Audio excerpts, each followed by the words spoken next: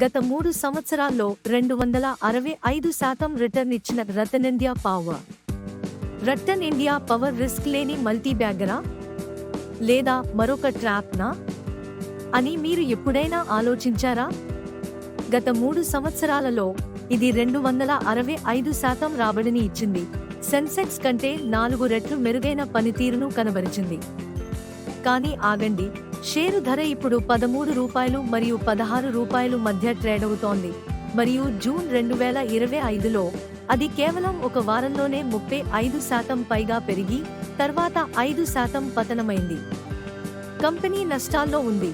Q4లో నికర లాభం 99% తగ్గింది మరియు EPS ₹2.57 నష్టంతో ఉంది.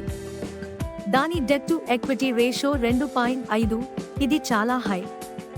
ఆపరేటింగ్ మార్జిన్ కేవలం 5.2% మరియు నికర మార్జిన్ నెగటివ్గా ఉంది.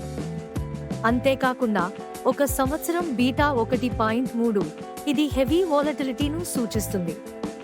2025 నాటికి టార్గెట్ రూ. 14 నుండి రూ. 18.45 మరియు 2030 నాటికి ఇది రూ. 30 నుండి రూ. 45కి చేరుకోవచ్చు అని అంచనా.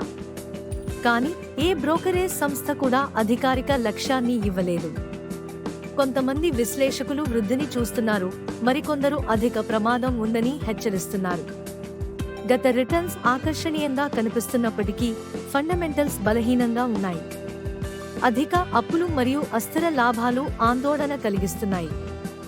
Ratan India power speculative investment, అధిక రిస్క్ టాలరెన్స్ ఉన్నవారికి మాత్రమే సూట్ అవుతుంది.